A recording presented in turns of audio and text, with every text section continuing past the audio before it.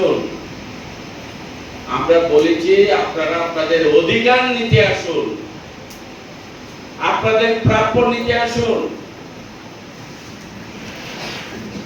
আমি এলাকার বিধায়ক, আমি এখানে কাউকে বিভেদ সৃষ্টি করে কাউকে আলাদা করে নয়, একজন ব্যক্তি হিসেবে আমি রামপ্রসাদ পাল হিসেবে আমি কোন রাজনৈতিক দলের হতে পারি, কোন রাজনৈতিক দলের নেতা হতে পারি, কর্মী হতে পারি, রামপ্রসাদ পাল হিসেবে। কিন্তু একজন বিধায়ক হিসেবে কিন্তু আমি যে এলাকার প্রতিটি জনগণের জন্য আমি বিধায়ক। যারা আমাকে আশীর্বাদ করে আমি তাদেরও বিধায়ক, যারা আমাকে আশীর্বাদ করে না বা আমার দলকে ভোট দেয় না আমি তাদেরও বিধায়ক। সেই জন্যই যখন জিও ট্রেকিং এর কাজ চলছে, আমার যারা সহকর্মীরা আমি তাদেরকে বলে দিয়েছি কোনো প্রকার বৈষম্য নয়, কোনো প্রকার রাজনৈতিক কালার নয়।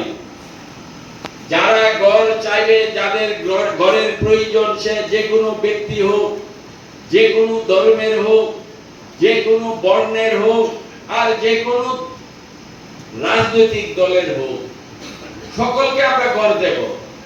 এটা আমরা বলেছিলাম। ঘর দেরি হচ্ছে, সবার মনে একটা আশঙ্কা জেগেছিল এবং আমাকে অনেক চাপ সৃষ্টি করছিল আমার সহকর্মীরা, আমার পার্টির ছেলেরা। দাদা ঘরগুলি কেন আসছে না, ঘরগুলির জন্য খুব চাপ হচ্ছিল। আমি বলেছিলাম ঘর তো আসবে, একটু দেরি হচ্ছে, ঘর পাবেন। কারণ আমরা সৎ ভাবনা, নিষ্ঠাবান রাজনীতি হিসেবে আমরা নীতি নিষ্ঠা নিয়ে আমরা কাজ করেছি। কেন আমাদের ঘর আসবে না? যারা ঘর চেয়েছে, যাদের জিও ট্রেকিং হয়েছে সঠিক সময়ে, তাদের ঘর অবশ্যই আসবে। আজকে আপনাদের এসেছে। আমাদের কাজ হচ্ছে, আজকে আমি আপনাদের বিধায়ক হিসেবে আমি রাজনীতি করার জন্য আপনাদের কাছে এসে দাঁড়াইনি। রাজনীতির জায়গায় রাজনীতি করব, আর সেবার জায়গায় সেবা করব। সেবার সাথে কোনো রাজনীতি নয়। সেবা মানে সকলের জন্য,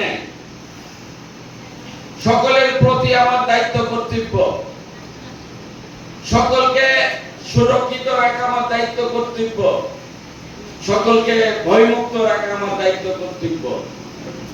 কাউকে আলাদা করে নয়। যেটা আপনারা দীর্ঘকাল দেখেছিলেন, কি দেখেছিলেন, আগে যে 10টা বা 11টা ঘর এসছে, সেটা নিয়েও কিন্তু বৈষম্যতা, পলিটিক্স, দলের মধ্যে পলিটিক্স। কে লোকাল সেক্রেটারির কাছের লোক, আত্মীয়, কে ক্যাডারের ঘরের লোক, কে এলাকার সবচেয়ে বড় মাফিয়া ব্যক্তি, তাদেরকে দেখে দেখে ঘর দেওয়া হতো। আর বিরোধীরা তো দূরের কথা, বিরোধীদের তো কোনো অস্তিত্বই ছিল না।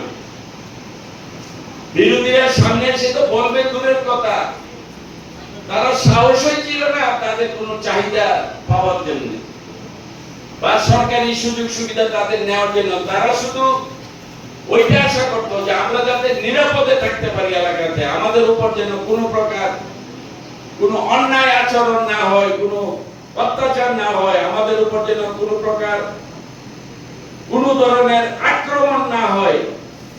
একটু শান্তির জন্য ছিল তখনকার সময়ে বিরোধী দলের লোকরা আপনাদের এই এলাকাতে।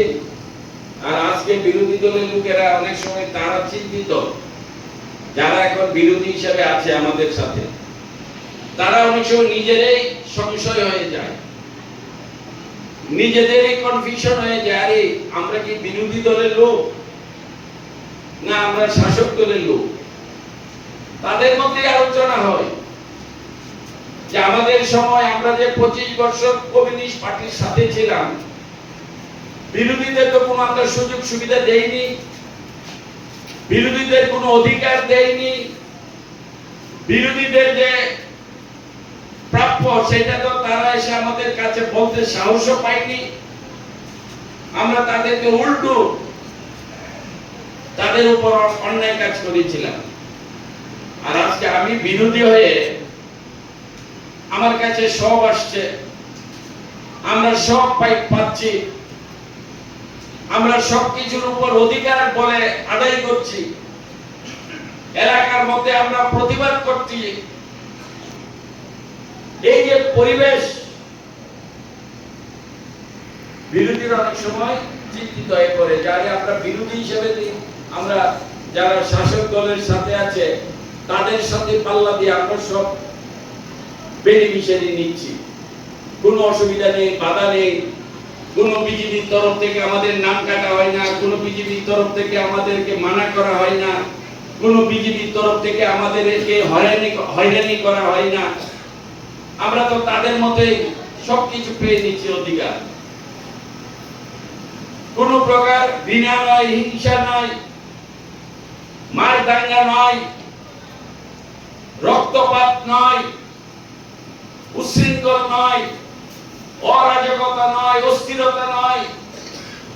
এলাকার মধ্যে সবাই আমরা একসাথে আছি শান্তিতে।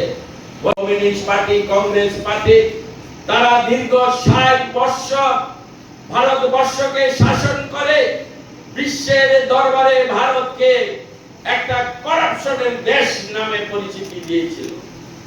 এই দেশে ছিল শুধু করাপশন, হাওলাবাজি, সেই কেলেঙ্কারি, বিভিন্ন রকমের কেন্দ্রীয় স্তর থেকে শুরু করে রাজ্য স্তর পর্যন্ত কেলেঙ্কারি। এই দেশ ছিল একটা দাঙ্গাবাজের দেশ। সারা বিশ্ব দেখেছে দেশ দাঙ্গাবাজদের দেশ, এই দেশ উগ্রবাদীদের দেশ। এই দেশে সর্বদা উগ্রবাদীদের হামলা, ইজ্জতে বুমরাজ থেকে শুরু করে এই দেশের সেনাবাহিনী থেকে, ফৌজ বাহিনী থেকে শুরু করে উগ্রপন্থীরা মেরে। এই তো ছিল না দীর্ঘকাল এই কমিউনিস্ট পার্টি এবং কংগ্রেস পার্টির। আমরা ত্রিপুরাতে দেখেছি কয়েকটা উগ্রপন্থী দল তারা সৃষ্টি করেছিল এই কংগ্রেস এবং কমিউনিস্ট মিলে। আমরা দেখেছি নর্থ ইস্টে কিভাবে উগ্রপন্থীদের উৎপাত ছিল, আলফা সালফা থেকে শুরু করে।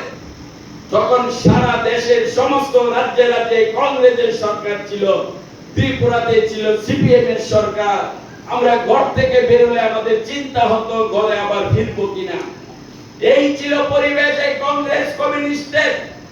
আজকে এইগুলি বিলুপ্ত হয়ে গেছে। আজকে এইগুলিকে মানুষ আর ভয় করে না।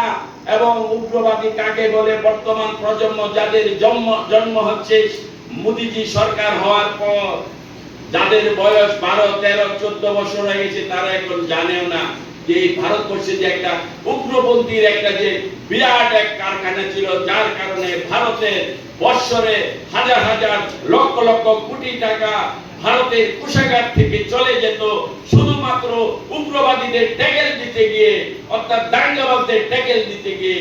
আর তারা কারা পরিচালনা করত? সেই কমিউনিস্ট পার্টি এবং কংগ্রেস পার্টি মিলে।